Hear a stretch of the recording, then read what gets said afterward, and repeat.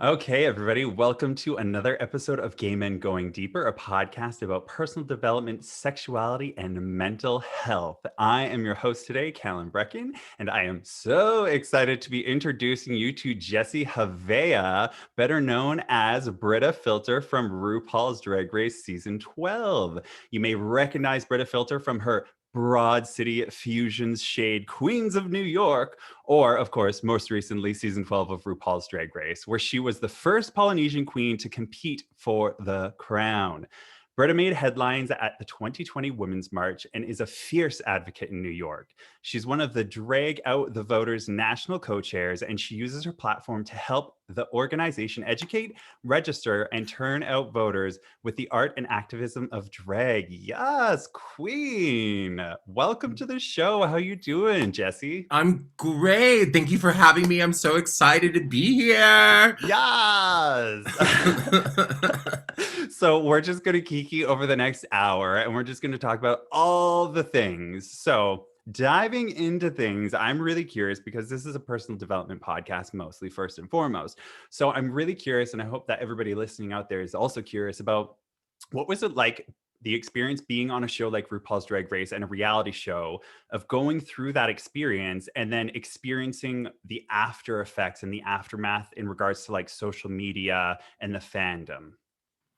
It was a dream come true to be on RuPaul's Drag Race. I mean, obviously, every drag queen, they dream of being on the show. And it truly was, the entire time I was there, I was like, oh my God, is this happening? Is this happening? Is that actually RuPaul? What is going on? I mean, there was plenty of times when us and our cast were like, we're on Drag Race. Like, I mean, Jan kept on saying it the entire time, like, oh my God, girl, we're on Drag Race. And I was like, yeah, I know, but this is like weird. And I didn't think it would feel like this. It feels so normal. It was amazing filming it. We had a great time. It was very stressful. It's high stress. We are truly filming nonstop to make this magical show happen.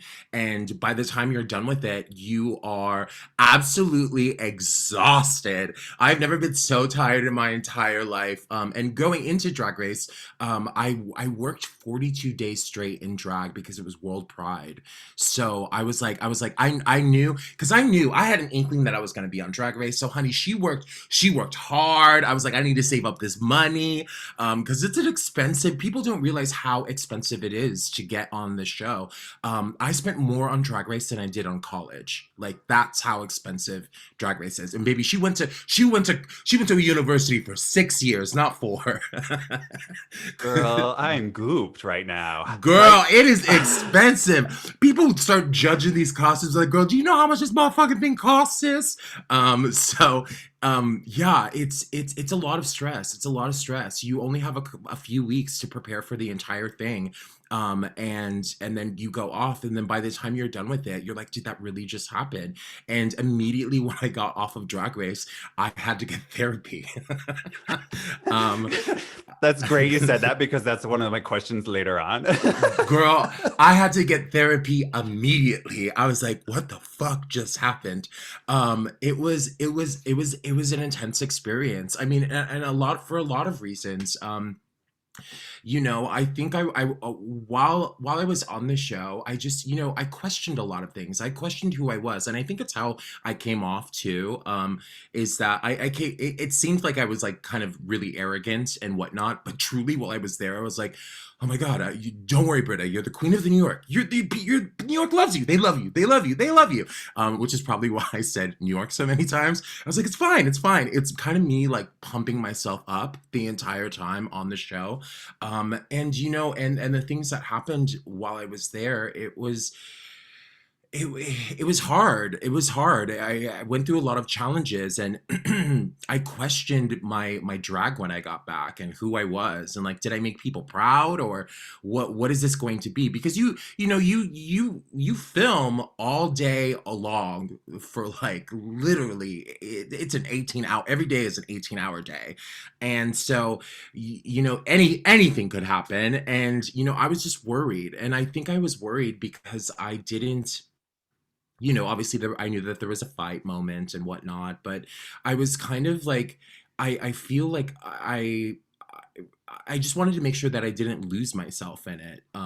And it was hard. It was hard leading up to it. I mean, I just wasn't sure of what was going to happen, what was going to be shown, and in New York, as I said, I was, you know, I had my shows and my family and everything. And when the pandemic happened, I immediately stopped all of my gigs like as soon as things started to get bad. I remember that in Seattle, things started to get really bad, and I had a booking that next week. And my mom and my dad are pulmonologists, so they're lung doctors, and they told me to stop doing my shows because she has some very bad asthma and she has some other pre-existing conditions that like would really affect me because of COVID. And so, I mean, I think my mental health during while the show was coming out was in a very bad place. I mean, I was still in therapy.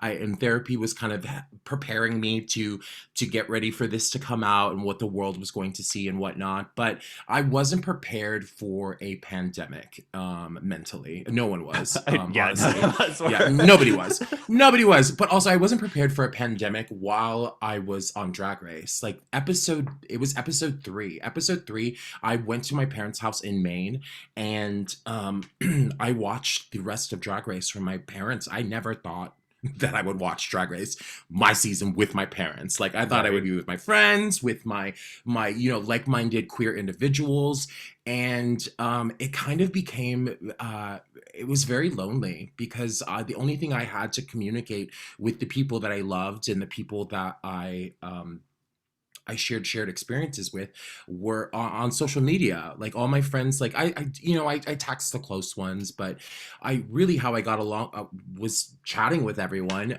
was through social media, and social media became very toxic very quickly for me specifically on my season. And they tell you not to look at the comments, and they tell you all these things and that things are going to change, and it's true. But I thought that I would at least have that, like, support in person with people. Like when you're feeling down, you know that you can just go to your good Judy, you can go to the bar, you can do your little thing, and they'll be like, fuck those people, they ain't shit. And then it's like it's a good old time. But like I didn't have that experience. Like I truly was just like sitting it and reading these negative comments from people. And it started to get, as the show progressed, it started to get real bad. I would get over I think I would wake up every morning and there would be over 100 comments of like, you're horrible, go kill yourself, you're awful. And I was like, wait, what? I mean, and then they started to like infiltrate my email, and it was wild. The DMs got even worse, and as the season progressed, it was just so much hate. And I honestly, I had a lot of trouble dealing with it because it was my only escape to the outside world, of to any queerness, was being on social media. And this was supposed to be a joyous moment. I was like, God damn, I'm on Drag Race, and I'm like here freaking out. Because all these people are saying all these horrible things about me. And like there was a moment on the show where they played this horrible like spitting music in the background when I was spitting, and it was I was like, oh God, why do you gotta play that song? Like it makes me look so crazy. I was like, I'm not a monster. And then people started saying like telling me that like you're the reason that COVID happened and you're spitting on people. And I was like, oh my God, these people are crazy. And I knew the entire time that these people were crazy and I shouldn't take it personally, but I took it personally. Like once you start getting ended up, I remember one day there was like 500 messages in my inbox of people just telling me that I was horrible. And I was like, I had to just start deleting them. I was like, I don't even look at it. I can't look at it. But when they started emailing me and telling me that they were going to like shove me off the subway platform if they see me in New York, I was like, oh God, this is getting crazy.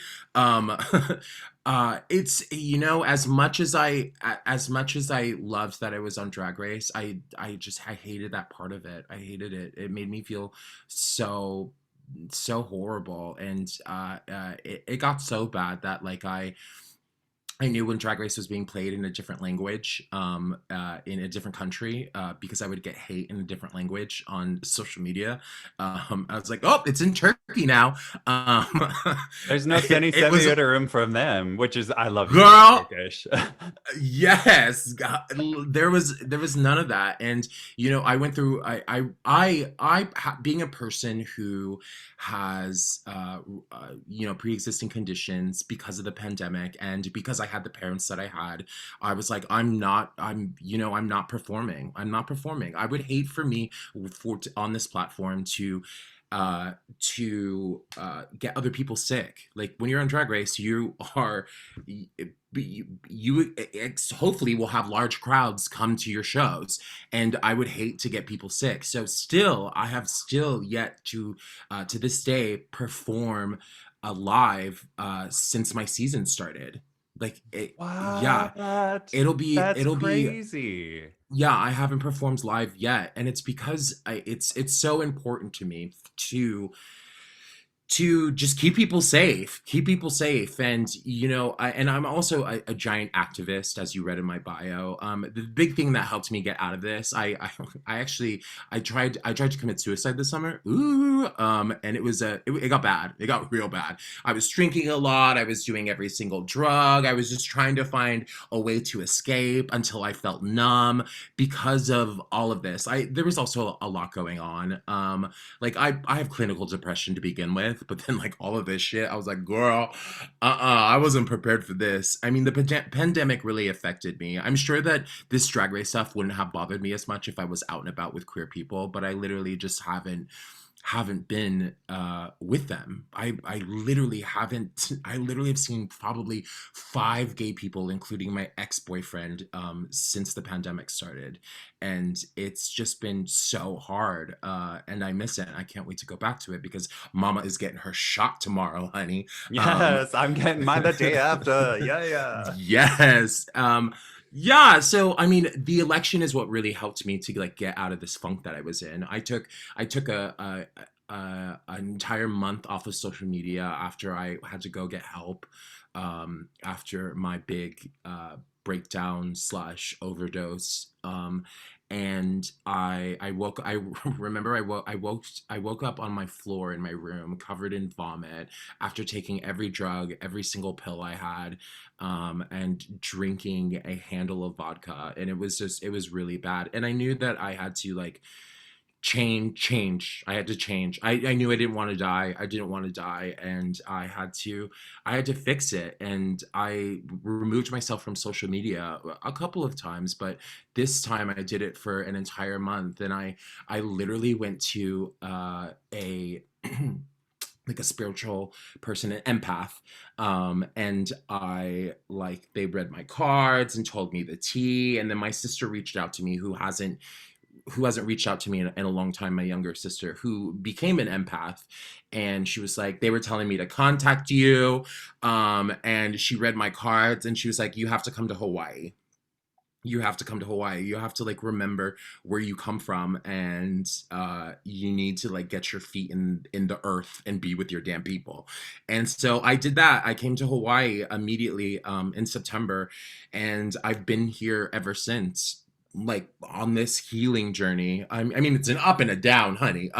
It depends on the day, because I'm truly sleeping in the living room at my sister's place, on a mattress I bought myself, very comfortable, but with 3 children. And it's running around the house, but it's good. I needed that. Like I needed to do that. My apartment in New York is just sitting there, and I missed all my drag and whatnot. But I kind of had, thank God that this happened, and thank God that I was on Drag Race. If I wasn't on Drag Race, I probably would have gotten COVID, and that's how I'm trying to put things into perspective now, with everything that's happened. And I'm grateful for what happened, and for these people for sending me things, because I was that person that always needed to. I was always worried about what people thought of me. And I still am a little bit, but I needed to fix that within myself, and I needed to not care and just be 100% myself. Because honestly, if you don't watch Untucked, my thing on Drag Race wasn't even that bad. Like it wasn't even that. But I had this like idea in my head that it was horrible, that it was awful. That I mean, I haven't watched it again. I've only watched it once, but maybe I'll go back one day and watch it. Um, but I'm in a space where I'm trying to look at the bigger picture of things, and like, this that had to happen for a reason. I also think that I was so scared going into it that I kind of manifested all this stuff that happened to me without knowing it. I manifested this stuff, and I've been working a lot with spiritual stuff and trying to manifest light and all these other things going into it. I've been talking forever, but I no, I'm loving it. I'm like, there's so much to unpack here, but it is like there it is is so the much tea, girl. Like the tea is piping hot in today's podcast Hmm. episode. Okay. Well, where do we even start? Okay. So, I was writing down notes as you were going along because you were just like hitting every single point, and I was like, "Girl, what?" Gasp. So let's take it back a little bit. I want to take it Yeah, of back to course. kind of the first place when you were first on the show, because you were talking about like it's 18-hour days, it's insane, it's crazy, which a lot of people don't know. But if you're in the TV industry, or like me and my roommate both have been in TV and stuff, so we know what that's like. But like, what was the hardest challenge for you mentally during those long days? Because I heard you talking a lot about not having that support system, and I can only imagine that that's probably one of the hardest parts of those long days, of that, Oh yeah. and then not having a support system, not feeling like you truly have one. Even though you're friendly with the girls, they're not your necessary people, you know? I mean, I was very lucky because I had my people there. Like my New York sisters are my people. Like Jan is like truly one of my best friends. The And Jantasy. the Jantasy, like, I mean, we Jan started because she did my drag competition and she won. Like with Jan, I know Jan from the very beginning, honey. Um, and we were touring the world together. Previously, before that, we had the same management. And so like that was my good duty right there. But you are secluded. You are you aren't able to, like, you're like, I want to go for a walk. No, that doesn't happen. You just don't go on walks. You have to stay, there's a schedule and you have to abide by that schedule. I was second guessing myself a lot while I was there, which is why I probably came off overconfident, because I was like telling myself like, yo sis, you got this, you got this, you are this, you are this, you are this, you're the best, you got this, sis. That's like my inner voice like coming out, like trying to say it out loud. I was like, oh God, when inside I am freaking the fuck out. And I remember freaking out. I freaked out so many times, and I didn't know what to do. And it's because I wasn't calm at all. I was freaking out the entire time because I didn't know what they wanted or who they wanted me to be, and I was trying to be something that I wasn't necessarily. Like, I was like, oh, you want me to be this, I'll be this. Oh, you want me to get mad, I'll get mad. And as you saw in Untucked, she got mad. I literally said those words before it happened. And I was like, you want me to act a certain way, I'll act a certain way. And I was just so frustrated. I was like, I'm like, I really feel like I'm doing a good job and I'm doing the best that I can do. And it's a lot of pressure. It's so much pressure. And Mhm. it yeah, and It's I it sounds like you got a little lost as to who Jesse was and who Brita was in amongst the energy of being in the show. And like, you needed to just reel back and be like, whoa, whoa, whoa, whoa. I just need to be me and focus on being me. And that it got a bit yeah, messy up in there. I I I wasn't enough. It's what I thought. I thought that I wasn't enough, and I needed to tell myself that I was enough, and that I'm great as who I am, and I don't need to try and pretend or put on this facade of who I am.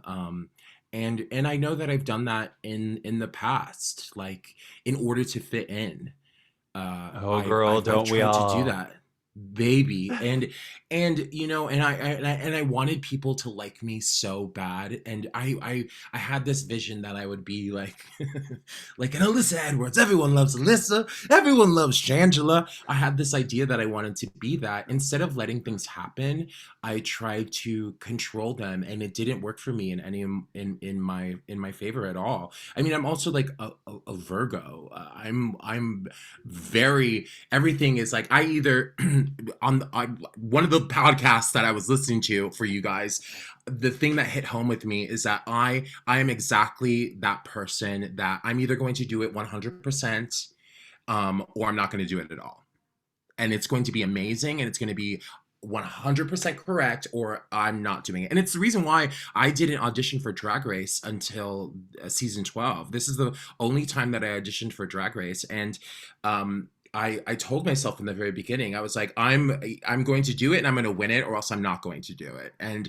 I knew that this was the time. I was like, okay, I'm ready. I'm going to do it. And then I kind of had that mentality going into it. And, you know, I think the thing, I just didn't embrace those moments of me losing and me teaching me a lesson, or I was like, oh no, I'm the best. I work really hard, and I control everything. I wanted to control everything, and it really fucked me up.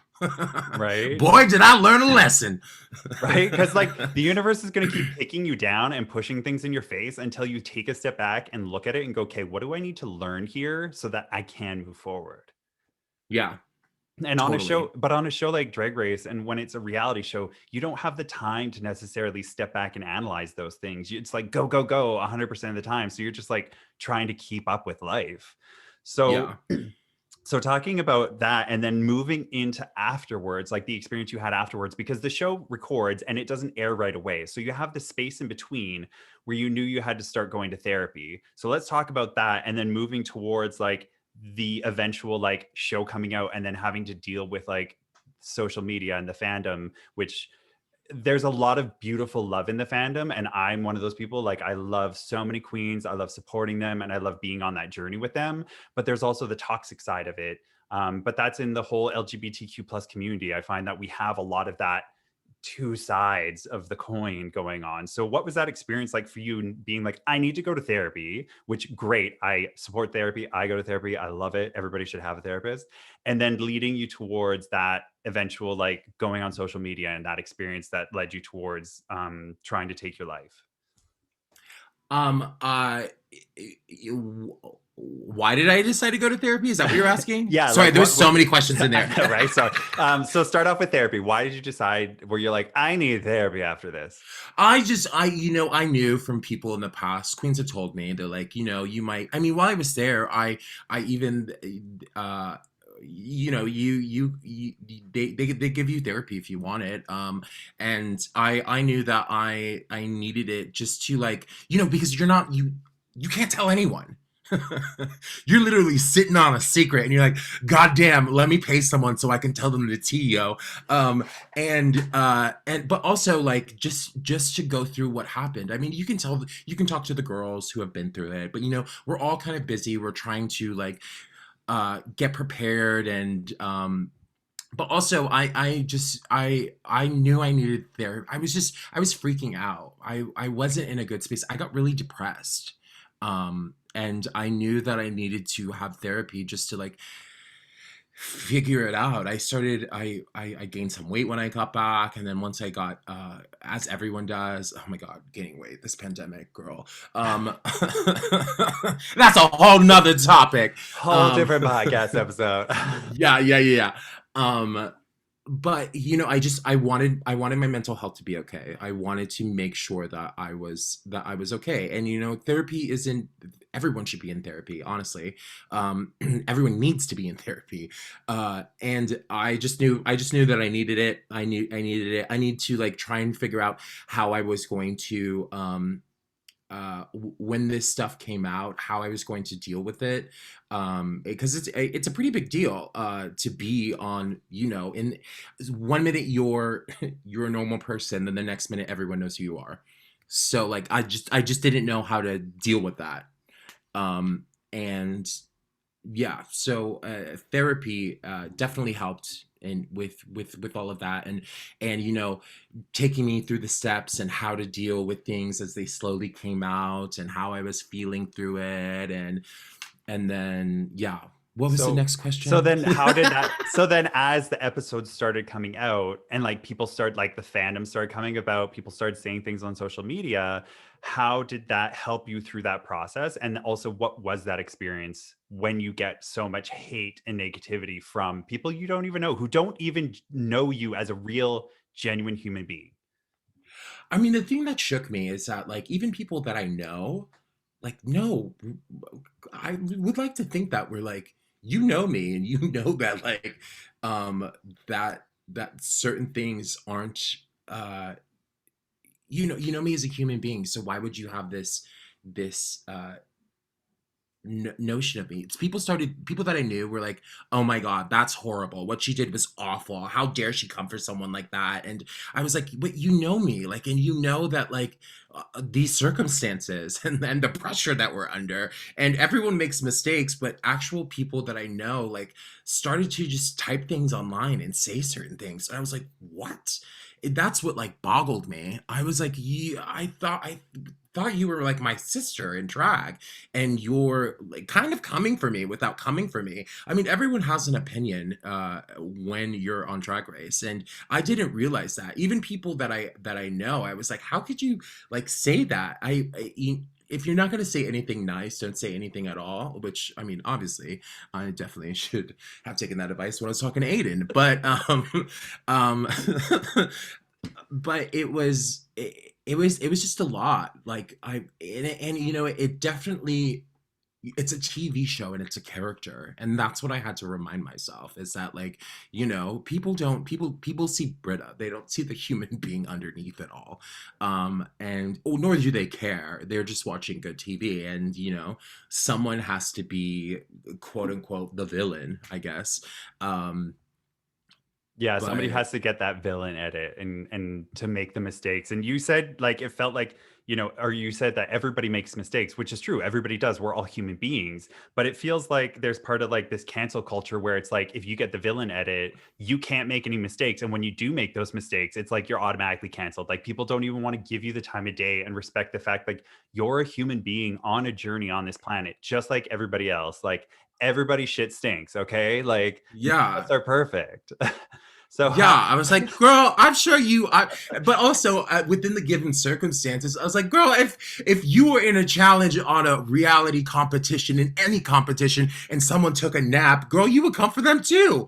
Like, and it's just like natural. I thought in the moment when it was all happening, I was like, yeah, this is like how we do it backstage with the girls, and when you're like chit chatting with your friends. But just because it was on a national platform, people took it very personally, and it wasn't that personal. I mean, even after it happened, like I immediately apologized. I was like, oh, I shouldn't have done that. But it's TV, like they're not gonna show that. And so it was just it was a lot. The whole thing was a lot. And it taught me a lot. I'm grateful for it because it taught me so much, and of what does and doesn't matter, in life, specifically, and to look at the important things. Yeah. so what And exactly did it teach you? So what are those like key learnings that you took away from that experience? I mean, to not to not care about what people think so much. And also, I mean, throughout the pandemic and through going through that experience, what really matters, and is that I don't need everyone to like me. Number one, I don't need everyone to like me. And also, I always had this like feeling, even before Drag Race, I was the girl that would like go out after the show. I would like have a bunch of friends, everyone, we would all kiki, we would all drink, everybody loves Brita. I always had this mentality that everyone had to love Brita. You have to love Brita, and it's okay if people don't like you, and you don't need to have all these friends. Like, what is that? That doesn't mean anything. I realized over this pandemic that, like, I forgot who my family was, to be honest, because of drag, because of like I just wanted to always I was a really hard worker and was like, no, I can't come visit because I have this thing coming up and I can't do this. And that's what the pandemic taught me, is that I need to, my family is my family, and they're a great family, and they're all so supportive, and I have amazing nieces, and I also have like 5 really good friends. Really good friends. I don't need all of these friends. Like literally these people, these 5 people were the people that were here for me during this entire time, and those are the people that matter, and that's all I need. I don't really need all this fluff, all this extra stuff that surrounds Brita. I mean, I always thought that Jesse wasn't enough, and so Brita had to make up for it. I think that's a Um running trend in a lot of people's lives. It's like, especially as like gay people and LGBTQ people, we feel like, we're born into this world and something's different about us, and we're told like something's wrong with you and you're not enough from birth, from like so many different places. So we have to make up for it somehow. So a lot of us turn to like perfectionism and like, oh, if I'm perfect in every single other way, that you'll love me enough. Like I'll be enough only if I'm perfect in all these other ways. And then you also have the other extreme of like, well, fuck you then I'm not going to be perfect. And they go completely off the deep end. And they're just like, I'm going to prove to you how right you are of how imperfect I am and everything. And that's a huge running trend in the gay community. I mean, I never felt like I belonged in the gay community until I found, people within the drag community, and until I could be whoever I wanted to be and I could make up who Brita was. And that's when people started accepting me, is when I became Brita. And it was and it's also when I started drinking heavily, was because Brita was the life of the party. Brita was this. Everyone loved Brita, and I knew that I was really unhappy as Jesse underneath it all. And I would do drag because I needed that validation and I needed that love because I wasn't getting it as Jesse. Yeah. So Oh, so fucked up, so fucked up. I know, right? I know, right? But these are all the things that like everybody always watches stuff on TV and social media and like pretends that it's not there. But these are the kind of conversations that we need to be having. Like we are real human beings. We are having experiences, and tearing each other apart and tearing each other down and like saying shitty things on social media isn't going to help. That's just going to perpetuate the problem. And the only way that we can change things is if we facilitate conversations like this where people get real and honest and they open up about Yeah, things and they're vulnerable. And like that shit's hard. It is so hard to be vulnerable, yeah, but it's needed. And those of us who are pushed out into the front lines have to kind of just say, you know what? I'm going to get beaten and battered and bloody, but I'm going to be willing to stand here and have all the people in the cheap seats throwing shit at me because they're not here in the arena. And it's those good people, those 5 good people that you have in your life, that they're in the arena with you being like, no, just ignore them. Like our opinions matter because we've earned that right from you, and we support yeah, each other and we keep it real when we need to keep it real. But those are the people you turn to in those moments where you're like, shit's going upside down and I need some support and some love right now. Like, yeah. help me stay in this world. So, in saying that, what happened over this past summer that led you to, trying to take your own life? It was a lot of things. I mean, it was the aftermath of Drag Race, of social media. It was I broke up with my boyfriend. I had 2 friends pass away from COVID. Um, there was a lot going on. I would take 100 milligrams of THC a day so that my skin was tingling, so I felt absolutely numb because I just didn't want to feel anything anymore. And it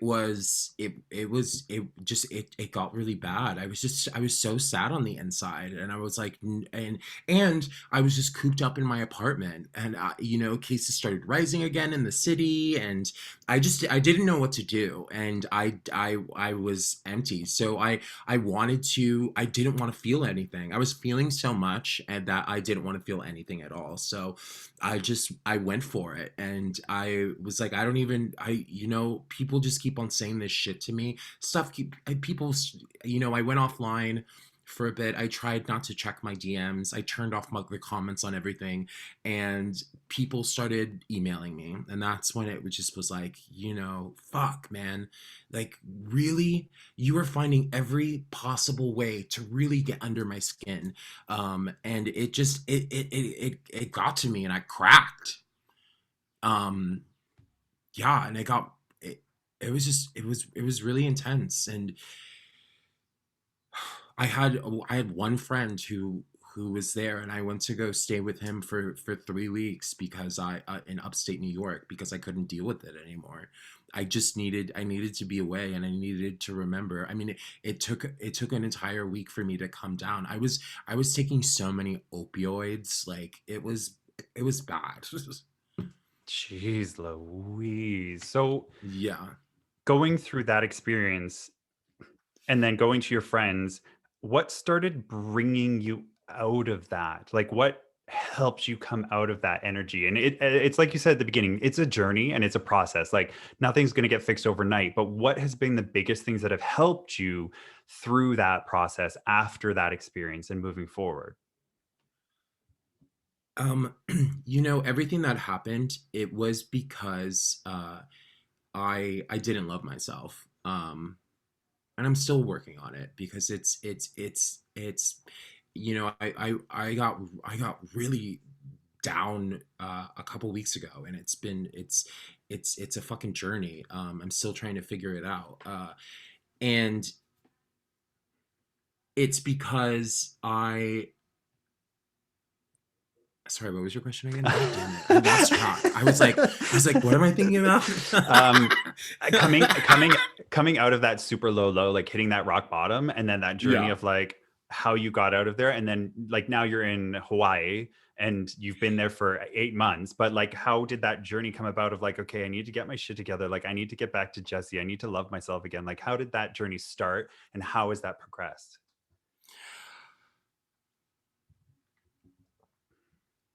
I needed to be alone, and I needed to get rid of the noise.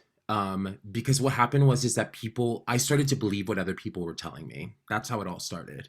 Is that I had no one else to talk to, and no one else to, like, you tell me that I was enough. And that I started to believe these things that people were saying, that I was a horrible person. I mean, that's why it got to where it's at, is because I started to believe all these things. And so I had to get rid of all the noise completely. Like, I stopped working. I canceled all of my gigs. I canceled everything.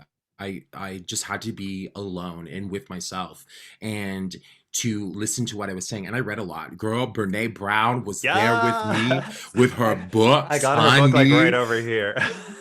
Girl, she was with me. And and it's funny because this book, that she had, my mom's given to me. My mom has given me all these, like, books throughout my life, and I was like, yeah, yeah, yeah, yeah, yeah.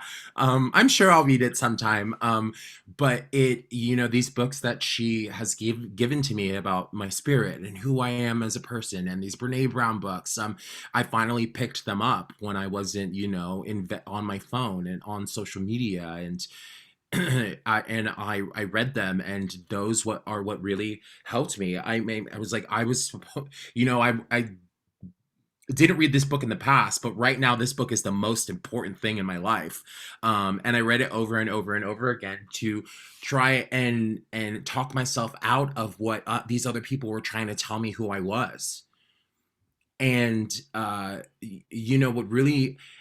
what really started to happen when I started to get back to work, was I just did things with Drag Out the Vote, because since I'm the national co-chair of Drag Out the Vote, and it was an election year, and it was really, really important for me to, use my platform, and to also do the most work to try and make the election go in our favor, and it did, thank God. But I worked so hard, and did so much for free, and it was really important to me to help others, and to really get passionate about what was going on in our country. And that's what, work for others is what really helped me get out of this, this crazy uh fit that I was having, this, to oh my God, sorry, I want to see you. My FaceTime opened up. God damn it. That's okay. That's okay. I was going to say, it sounds like I always say that when I'm working with somebody or when I'm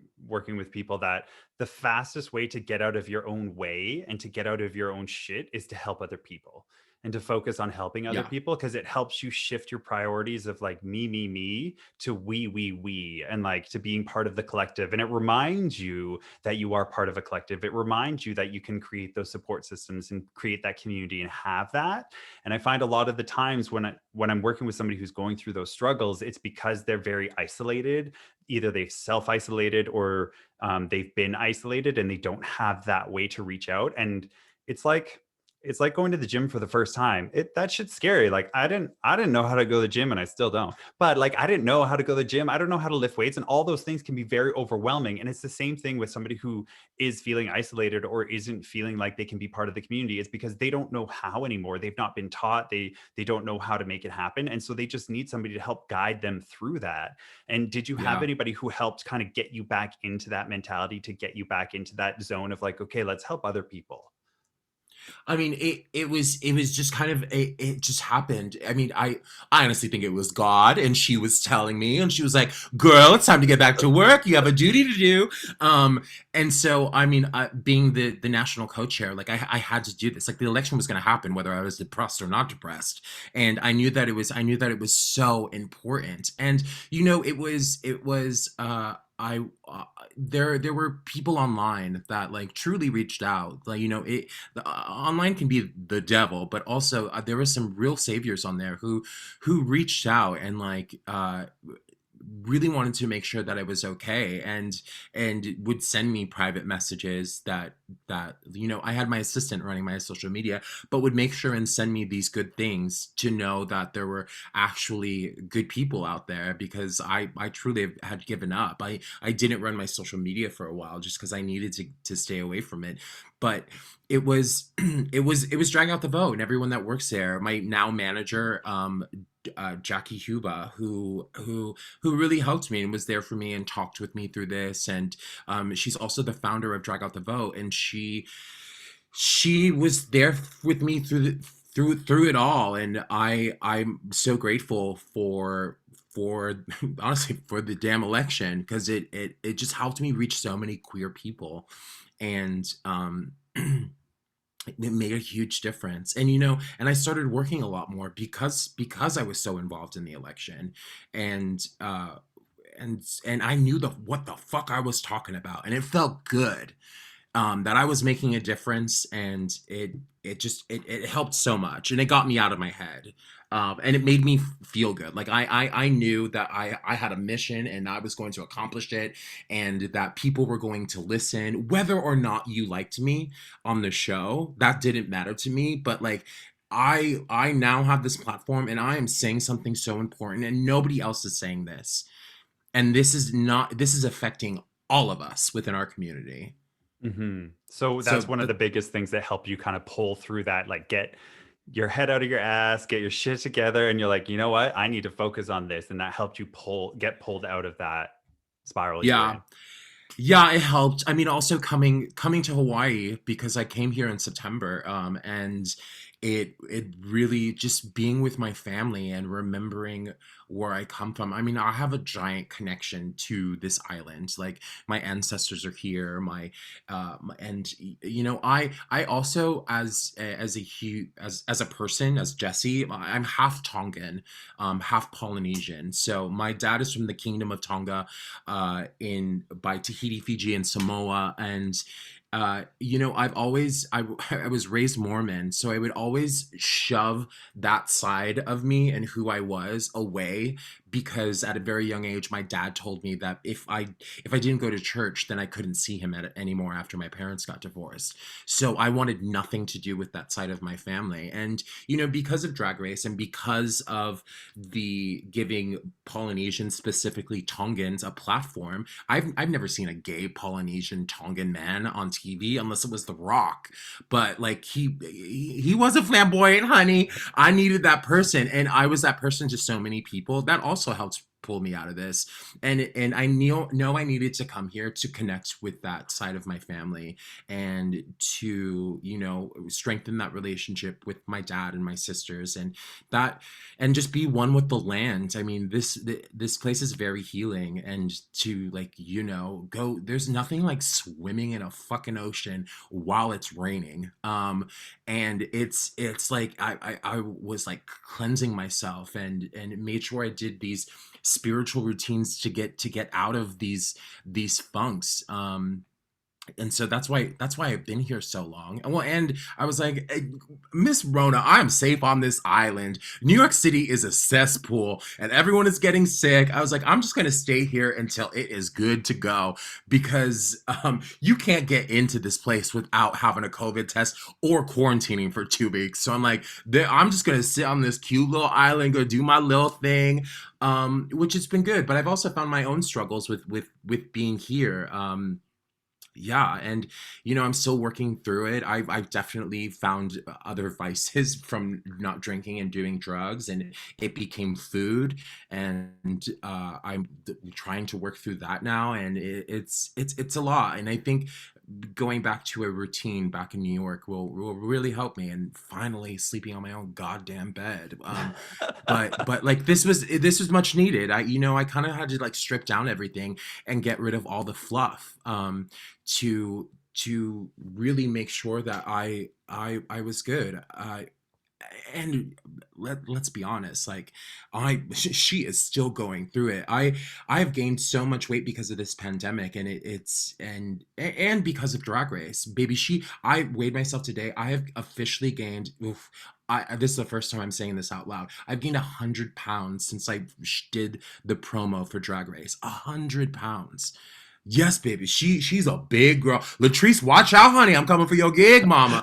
That that is a lot of weight, and I'm still like depressed because of it, and I'm trying to pull myself out of this funk, and get back on track. And it's hard. I'm having a hard time, but I also I've forgotten through all of this. I'm not kind to myself, and it's a big reason why these patterns keep on happening, and I'm trying to get myself out of this pattern. I almost canceled yesterday for this interview because I was like, "Ugh, I don't know if I can, like, I was so sad. I was like, how could you let yourself go like this? Do you really want to talk about these issues? But I think it's important, and truly, even having this conversation with you today has been therapeutic, to just unleash it all, and to realize, like, even though I have gained this weight, like, I am enough. I have to keep on telling myself that I am enough, and it doesn't mean that I don't deserve love, that I don't deserve this. Yes, is it harder for me to walk in a pair of heels because she's a hippo trying to be a giraffe? 100%. But she is still going to do it, and I have to remind myself that people love me for the feeling that I give them when I perform, and not because I'm just so in my head thinking about, I was like, what are people going to say? They're going to be like, oh, you know how gay people are. They're like, oh, look at her, she gained weight, mama. She's on. But bitch, we in a fucking pandemic. Listen, if y'all weren't eating during this shit, y'all ain't doing it right. And also, like, weight comes and goes. It's not something that's going to be there for Yes. life. And I've always thought about it because I struggled with weight issues when I was younger. I was like 200 pounds when I was like 12 years old. And so I've had things like, I dealt with like being a fat, overweight ginger kid who was made fun of and bullied and beaten up. And to be an adult now, that I'm like, my brain is still in that kid mode a lot of the time. And I have to just remember, like, weight comes and goes. And if I find somebody who likes me, for me, it won't matter, because we know, like, oh, if we really want to, we can go to the gym, we can go for long walks, we can go rock climbing and play dodgeball and like do all these things that are fun together. And I don't need to be perfect for that person, because they're going to like me just for who I am right now, not for the perfect Yeah. idea that I want to portray out to the world. T. Gee. T. So yeah, I'm still unpacking a lot of stuff. I'm still learning a lot. And it's just it's a daily thing. It depends on the day. I'm sure that once I get back to the world, because people have gotten back to doing things, and and am I jealous? 100%. But I know that I did it right under my circumstances, and I wanted to make sure I did it in a healthy way. way, not only for me. And unfortunately, I I got the pounds to be like, oh, I got the certificate. I did it really safe, to prove it. But it doesn't matter. It doesn't matter. I've learned a lot about myself over this time and with Drag Race, and I just need to take a deep breath and be like, it's okay, it's okay, and I am enough, which is what I keep on getting back to. And yeah. Right? And that is part of the journey. Like, it's just part of the fucking journey to go up and to go down and to have all these instances where you're like, I don't know who I am. I'm happy. I'm sad. Like, that's what life is. Life is messy. It's not perfect. It's not this picture perfect little cutout cube.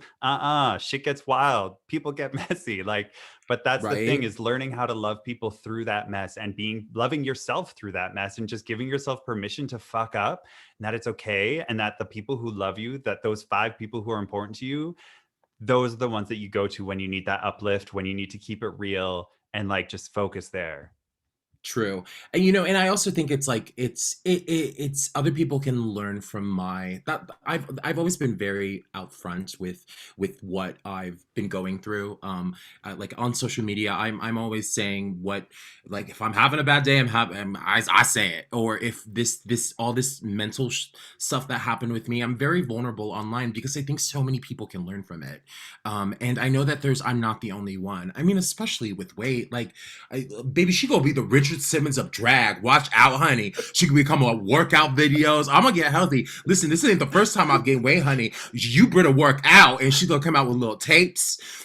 And people go work out with me. It's gonna be real cute. Listen, I gained this weight, and I'm gonna make some money, because of this weight, and we gonna get fit together. Yes, you Brita work. You can lock down some of those like endorsement deals. You know what I'm Yeah, saying? girl. Listen, that's right. You're gonna see me with my British shake weight. It's gonna Yeah. be, everything. It's like a double-ended dildo. Yes, British great. shake weight. That's right. You can just be in between two people working it Right, out. right. Good Lord. Okay. Oh my God. Okay. This has been such an amazing interview. This has just been great. So, okay, I want to ask one last question, and it is, what is the biggest thing that has helped you, or what is the biggest thing that helped you on your like mental health path and your personal development journey? Do you like, what's your one thing that your go-to? Was it your books, meditation? Like, is there something that really helped you? Um, yeah, I mean, it's shutting everything off, and being away from that. And uh, I would say meditation. And I just still don't do it as often as I should. But this week I've tried to, after everything going on with here in the United States, with racial stuff and shootings and whatnot, just shutting everything off and being one with myself, and finding I have a special rock here in Hawaii, very pretty. It's I'm the only one that knows where it is. But like finding your place and being one, I really find that nature really helps me. And it just being there without any devices, and kind of like it's my place to, like, not only talk to myself, but to talk to God, or a higher power out there, and to realize that everything is okay. That's truly been it. But also talking with people, calling those 5 people. I stopped calling those people, and last week I made a choice to, like, reach out to them, and it made it so much better. I gotta use that throat chakra. I gotta say it, in order for me to feel better. I can talk to God all I want, but like it's me talking from the inside. I gotta get it out, and so that helps. Pick up the phone and call somebody, because there's so many people that are willing to talk to you, and it helps. It definitely Mhm. helps. And also, I find a lot of people don't do it because they think they're going to be a burden. And like, you're Yeah. not a burden. You are worthy. You deserve to be heard. Other people want to hear you. You want to hear what they have to say. It's a two-way street, that friendship. Yeah, yeah. Mhm. No, and they loved it. They were like, "Oh my God, it's so nice to hear from you." And I was like, "Oh, I didn't think I was gonna be a little burden." Oh, but I'm so grateful for it. Yeah. Amazing. Well, Britta, this has been Jesse. This has been one of the most magical interviews that I have been blessed to be able to do. So thank you very much for being on the Game In Going Deeper podcast. If people want to Yeah. check you out, where are the best places to check you out, get in contact with you, talk to you? What are those details? You can find me at the Brita Filter on all of social media. My website is thebritafilter.com. And look for my brand new podcast that's coming out.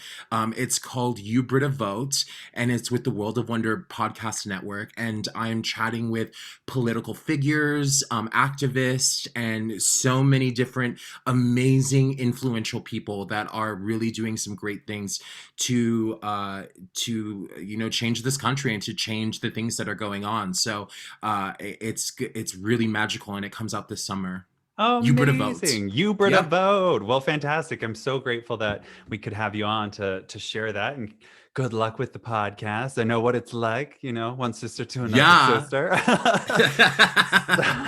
So I just want to say thank you to everybody who's been listening to this. If you're listening to this on a podcast on Apple, iTunes, give it a 5-star rating, send us a little note saying how much you love us. If you're watching this on YouTube, give a thumbs up, hit that subscribe button, and hit that bell so that you can get notified when new episodes come out.